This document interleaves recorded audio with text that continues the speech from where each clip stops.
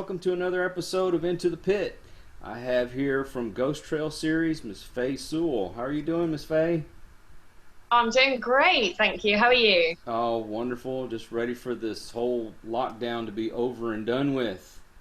I miss the movies. I miss going out to the restaurants and all that kind of stuff. We'll be talking about this until the day we die, you know Yeah, what? So, strange times. whenever I do a show, I like the audience to get to know the person that I'm talking to. Not just for, the things that they do, but them personally, like where you grew up and, your likes, your dislikes, all those kind of things. So please tell us about Faye.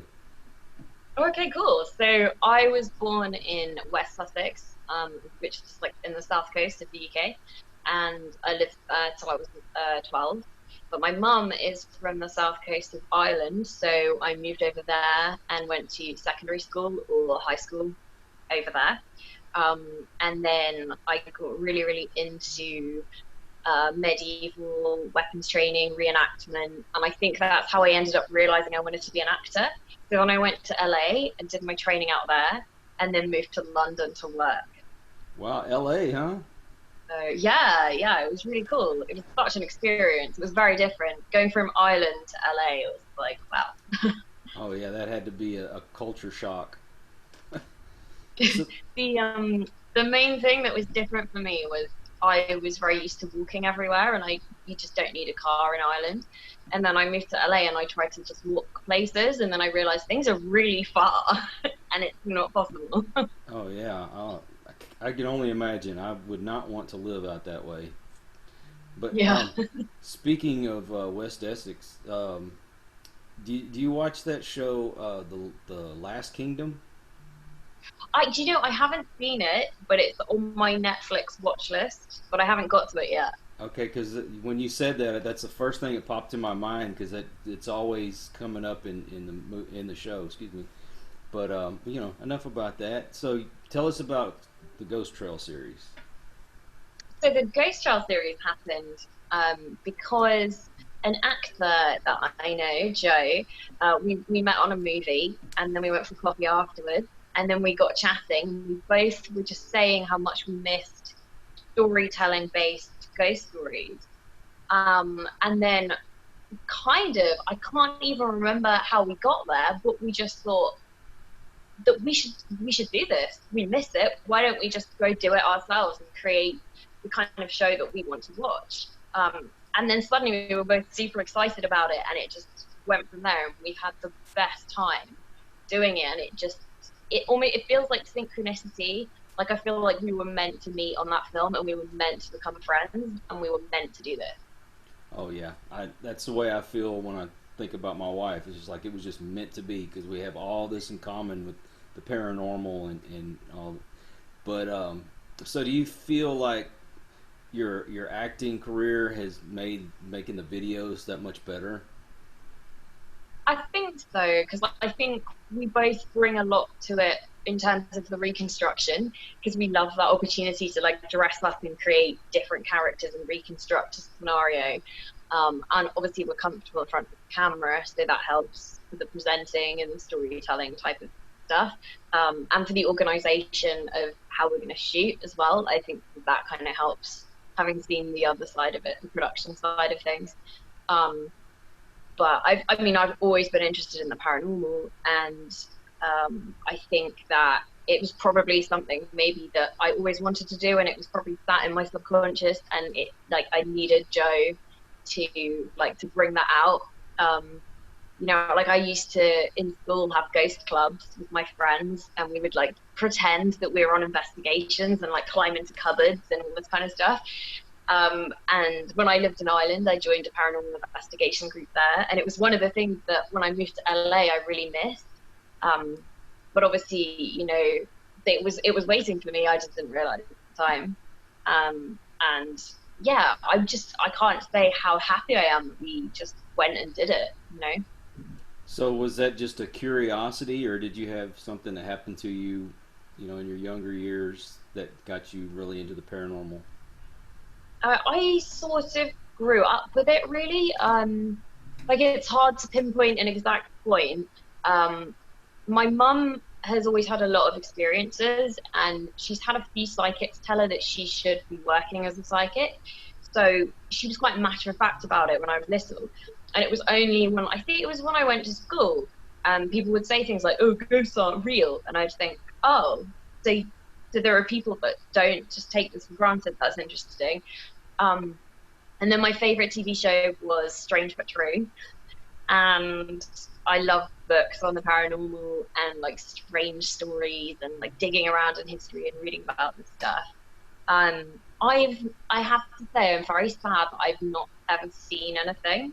I've had a few weird experiences, but I really love that classic experience of like actually seeing an apparition like walk right in front of me. So I've got all my fingers crossed that at some point on an investigation that will happen.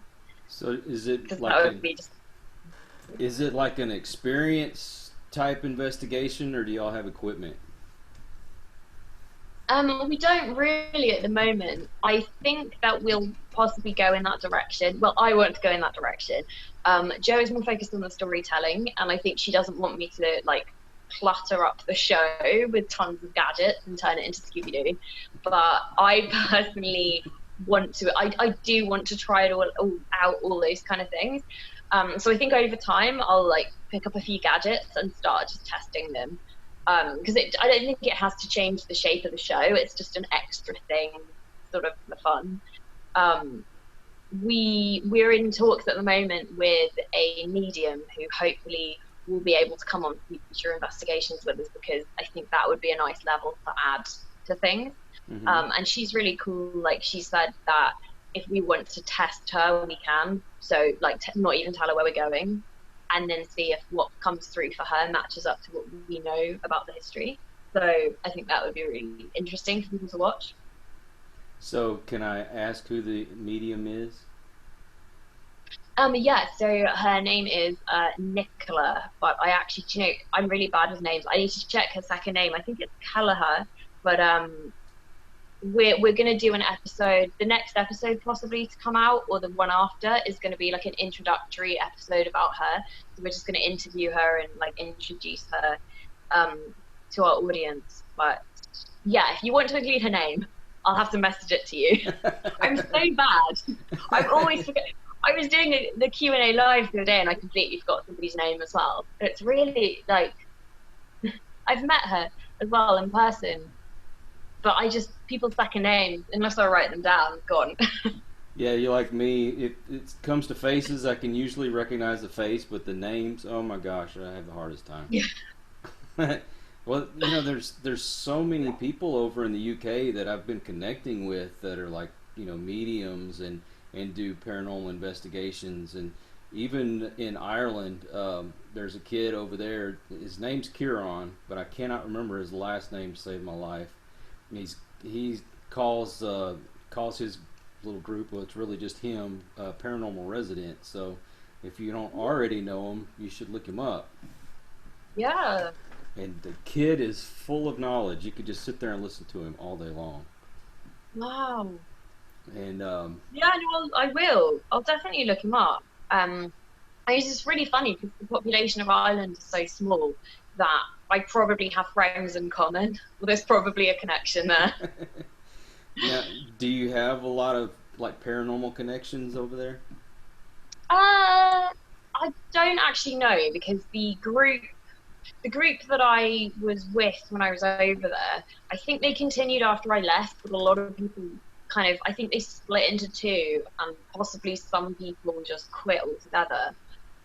So I don't actually know if it's still running and what form it's running in. More of the people that I talk to now would be in the UK. Okay. So there's a lot of them over there that you kind of hang out with, or you just know them? There was we weren't a huge group. I think there was about 5 or 6 regulars, and then there was a couple of people who'd drop in and out and came on like maybe one investigation. And yeah, no, it was a really interesting experience, and I think I learned a lot from that. I mean, it was very grassroots. We didn't really have any equipment, and essentially we just go out really late at night and break and enter into derelict buildings and just see if anything happened. So it wasn't like crazy well organized or anything, but it was still like pretty cool. Now, I don't know the areas around the UK. So, how far are you from? I think it's Bristol. Quite far, I think. Off the top of my head, I think the coach there is probably 3 or 4 hours. Um, the train is obviously a bit quicker, but yeah, it's quite far. It's about, yeah, it's almost the other side of the country, I think, from Oh, London. okay. So, about you said about 3 hours. Yeah, I think so. 3 or 4 hours maybe. Um, yeah, it's quite far. Well, darn, because I this is about you, but I wanted to say a little bit about myself here. I have a Oh friend yeah. over there. His name is Drew Lee Nicholas, and he's got a group called Paranormal Postmortem. And if I'm not Ooh. mistaken, he's in Bristol, and but I'm sure he would love to have you come out and do an investigation with them when all this lockdown's over with. But gosh, 3 hours, little ways to go. Might be worth it. Yeah, no, I think so, definitely. I mean, myself and Joe got a 4 hour coach up the country last Christmas to do an episode. So I think like we'd both definitely want to do that. It would definitely be worth it. Well, we're such good friends that he even named his baby after me. Oh, wow. That's amazing. My name made it third on the list. He's got four different names, so I made third. Nice. And so, what has been like the best investigation that y'all been on so far? So I think I've got two favorites. The first one is the very first location that we went to, which was the Caterham bypass in Surrey. Um, and it sounds really funny to say like one of my favorite locations is just a road, but it was really, I think because it was the first one, Hmm. I have a really soft spot for it. And also because we had a weird situation where we went up onto this bridge where this ghost walks back and forth across. And the minute we got there, the batteries in our LED lights all died, like all our equipment went dead. And it was absolutely pitch black. So we went back to the car and like changed the batteries, assumed the batteries like were faulty or hadn't been fully charged. But then when Joe got them home, it turned out they all had full power because she gave them back to her partner to charge up, and he said, "Well, they shouldn't have died. They're full of power. All of them are full of power. What are you talking about?" So that was cool. Um, so I like to think that the ghost was right behind us and she just drained all our batteries and then laughed at us while we staggered back down in the dark to the car. Um, so that was a fun one. And I also really enjoyed, I think this is one of Joe's favourites as well, the Mermaid Inn episode, just because that place is incredible. We stayed overnight and it's just the amount of history, like just being inside the building with all these stories. Like basically every room in that hotel has a different story. And it's so known for it that if you ask at reception, they give you a ghost sheet with all of the stories on it, so you can like read up on it. And the bartender took us down and showed us the cellar, which used to lead to smugglers' tunnels, and that was really cool as well. So yeah, really enjoyed that one. Yeah. So anybody that's listening, I had our partners on an earlier show, and that was Joe Hart and Hepzibah Rowe. And I'm gonna ask you the same question that I asked them, and see what answer I get from you. But who's the first one to jump and run, and who's the first one that says I'm gonna stay here no matter what happens? Hmm. Um, I mean, on our, the only thing that I can judge it by is Joe's not fond of spiders. So if there's spiders, I think she's gonna be the first to run because I don't mind them. Um, but if it was an actual apparition, I'm not sure because it's not happened yet. So I don't think I'd be scared, but I don't want to say that I wouldn't because it's not happened. So I can't, you know, it's not fair to say like I'm super brave when it hasn't happened to me. But I mean, I don't mind the dark. It didn't bother me when our lights died. So I think it depends on the situation actually, and also I know that when I'm with Joe or Hepsi or even more people than that I'm very brave. But if I'm on my own, I'm obviously going to be less brave. I found that out on a few investigations over in Ireland. There was one occasion where a load of like tape recorders and stuff had been left up on a floor on their own, and I went up to get it on my own, and I felt much more jumpy without the others with me. Like I was suddenly aware of every shadow. I was like, I don't know, this is less fun on your own. Do you have any like family or friends that give you a hard time because you like doing this? No, they're all pretty cool actually. My dad was in one of our episodes because he had an experience at work, so we did a whole episode on his workplace, and he got interviewed for it. And my brother watches all the episodes, even though his girlfriend hates ghosts and like hates the paranormal. So I really appreciate her watching them because they genuinely scare her. And my mum is the same. She's been like getting all her friends to watch them and stuff. So yeah, everybody's been really cool. And I've been on a friend's podcast as well. He does a podcast on weird things. So I've been on his podcast talking about the show just in case some of his listeners are also into paranormal.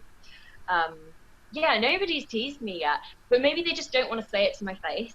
I mean, maybe there's people who are like, oh yeah, that's really cool, but they're actually thinking I'm weird. I don't know. Yeah, I have a cousin that gives me a hard time about it. Do you really believe in ghosts? You know, you're 50 years old and you still believe in ghosts? I'm like, yeah. Yeah. You know, that's why I go and investigate them. And it's fun to me. Yeah. No, totally. I think people that don't get it, it's just their loss, really, isn't it? So. You know, it's the fun in it is not only you're looking for something that's hard to explain, but also the history. You know, that history is like my favorite part of being an investigator.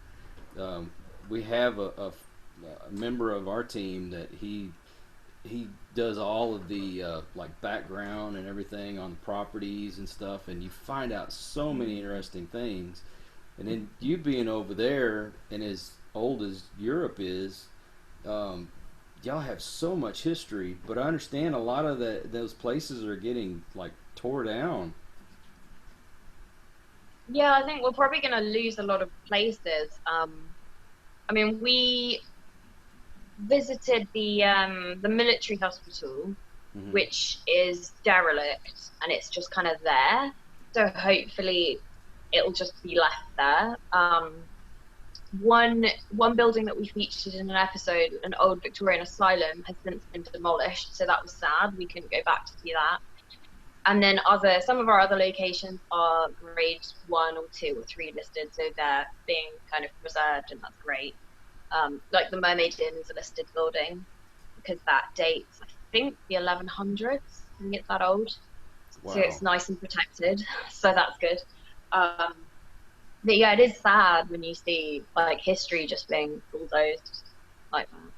Yeah, I understand. Like a lot of the factories over there that have been around for generations, and they're great places to go investigate. But now they're getting rid of them. I mean, shouldn't there be like a push from the paranormal community to try to preserve some of these places, or is it just one of those losing battles? Yeah, I think that's a really good idea, but then this is probably really cynical, but unfortunately I think it just comes down to money, doesn't it? Like money and power. And if the government can make a shit ton of money out of just demolishing something and building flats, then they're just going to do it, which is a shame. But it's quite interesting actually, because I met a guy in a film once, and he'd moved into a flat which had been converted from like an old warehouse, I think it was, or it was some really ancient building anyway. And his flat I think had been okay at that point, but a lot of his neighbours had said they had activity. So maybe it's an interesting thing if they kind of they preserve the original building and just adapt it. Then there's potential to move in and have some interesting new friends in your flat. Right. Now, is there like a place that y'all really, really want to go to that you haven't made it to yet? Like that bucket list. Yeah, I've got quite a long list that I'm adding to all the time. Every time I read about something else, but my main one is Worley Rectory because I heard about that as a kid. I watched the Strange But True episode on it, and I've read books on it, and it's just so interesting, and I love all the different contrasting stories on it. Like where they say, oh, it was a nun and this happened, and then some people say no, the nun didn't even exist, it was this other person, and there's like all this argument around it, but it does still seem to be a hotbed of activity.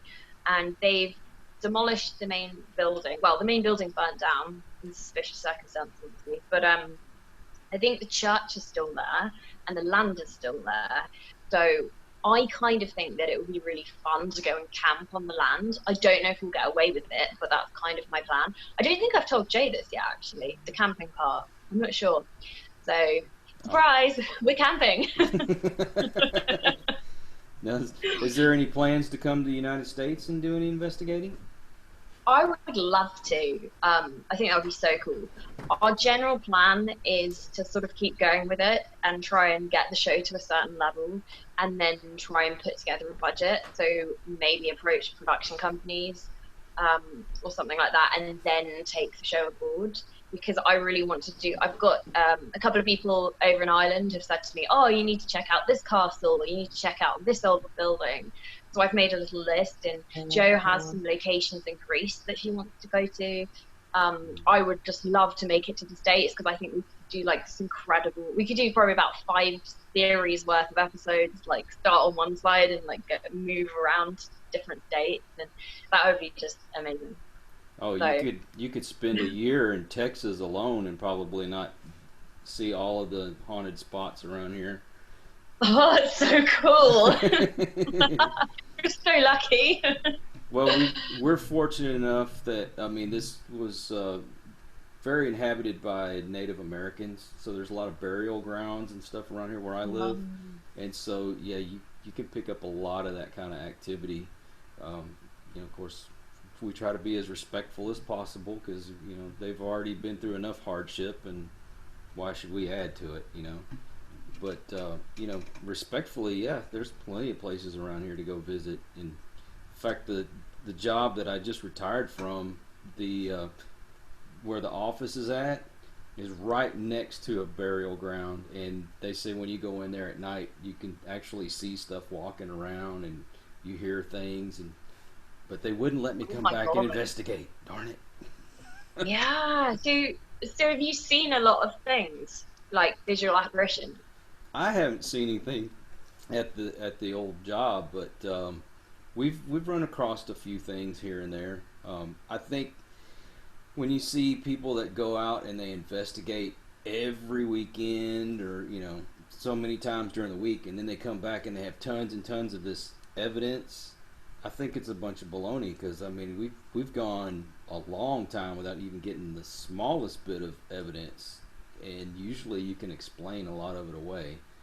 So, is that y'all's approach, is to kind of go in and debunk stuff before you get too excited about it?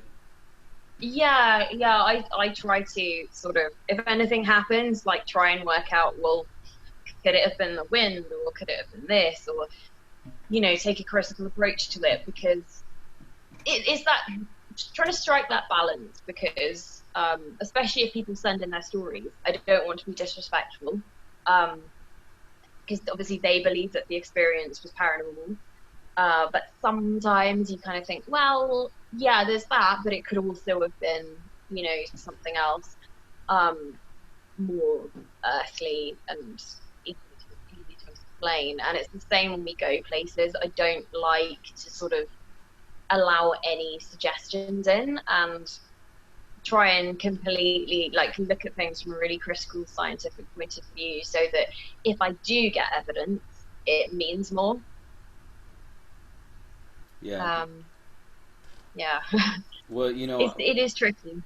we appreciate the skeptics because it makes us work that much harder. If that makes sense. Yeah, yeah, I think so.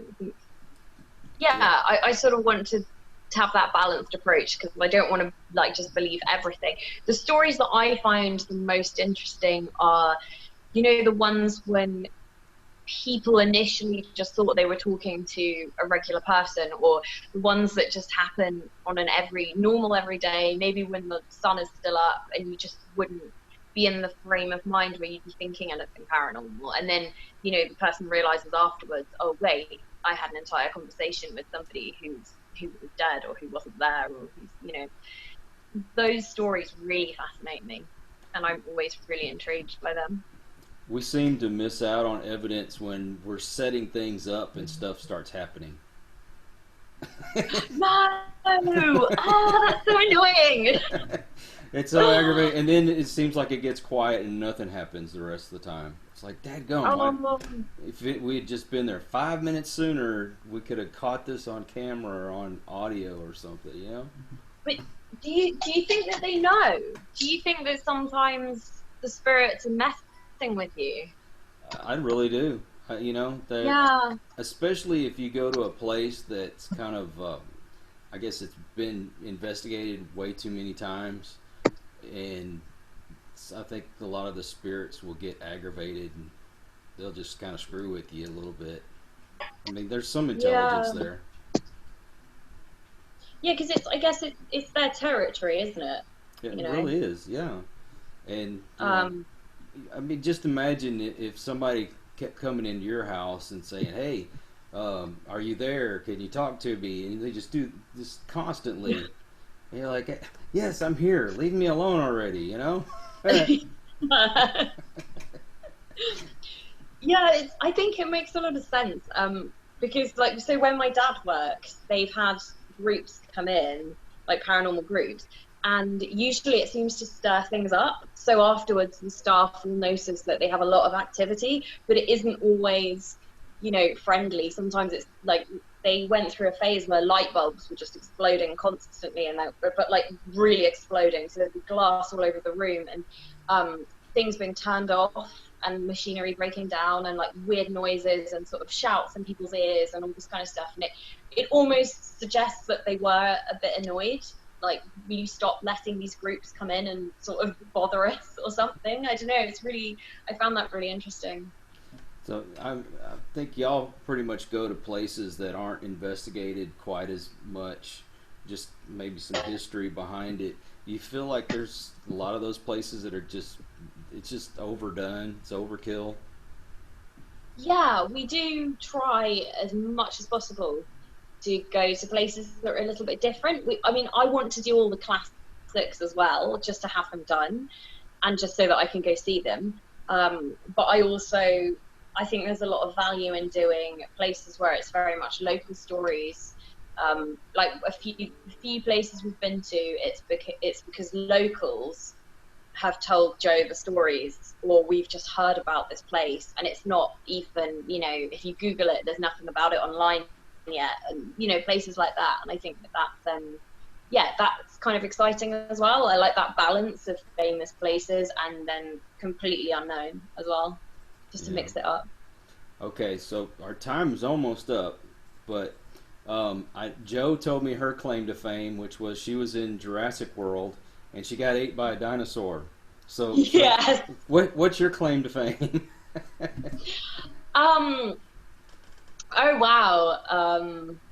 I haven't. Do you know what? I think Joe's got me beaten with the being eaten by a dinosaur thing, because I was so jealous. I've always wanted to be eaten by a dinosaur. I've had some pretty cool other related acting experiences. It's hard to pick just one. When I did a lot of body doubling, I had some pretty crazy experiences. So I was standing on top of a mountain in Iceland with Thor on one side and Loki on the other, and that was pretty cool. Or Wow. there was one job I did where I got paid to hug Johnny Depp repeatedly for an entire afternoon. That was pretty fun. I was like, really? Is this work? Did you catch him? That's the question. Huh? Did you catch him? That's the question. Sorry, what? Did you catch Johnny Depp, or because that? Catch him? Yeah, you said you were stalking him, right? Oh no, I was hugging him. Oh, you were hugging For a him. scene? Okay, I'm sorry. Yeah, yeah. Yeah, so just that was really fun.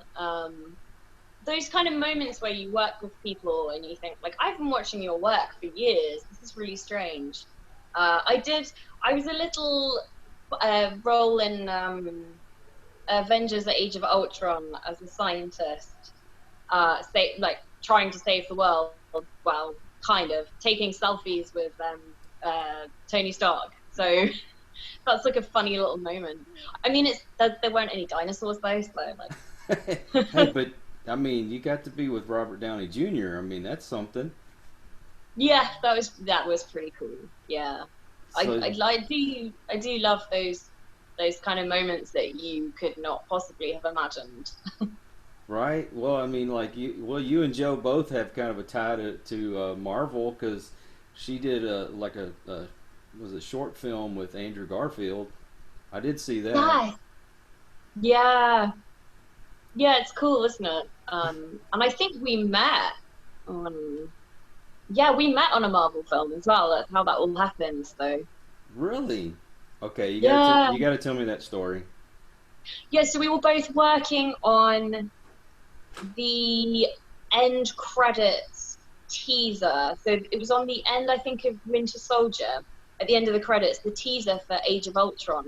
So that was shot like before Age of Ultron happened, Hmm. and we actually met that day. And then I saw her again on the main shoot for Age of Ultron, and then we just kept in touch via social media. So yeah, which was magical, really. And then we ran into each other at a casting years later. So it's weird the way the universe pushes you back to people, I think, Oh when you're yeah. like meant to meet. So Oh my gosh! Now I know somebody that was in Marvel movies. yeah. All right. So if people want to like watch your videos, or they want to follow you on social media, how do they do that? So we've got all of our videos up on YouTube, and the best way to find it is just search the Ghost Trail series. Hmm. We've also got an Instagram. It can't talk today. We've also got an Instagram account, which is at the Ghost Trail series as well. Just keeping the same name across all the platforms, just to keep it easier. And then you can find me and Joe on Instagram as well, just under our real names. Okay. Well, thank you so much. That was awesome. I really Oh, enjoyed thank this. you. Yeah, me too. It was awesome to meet you. Thank you so much for having me on. Oh well, anytime y'all want to come back, because I really enjoy y'all and y'all's videos and all that, and y'all are just wonderful. So, Oh, thank you. all right, well, everyone, thank you for tuning in, and please check out the Ghost Trail series, and we'll catch you on the next show. Po boy.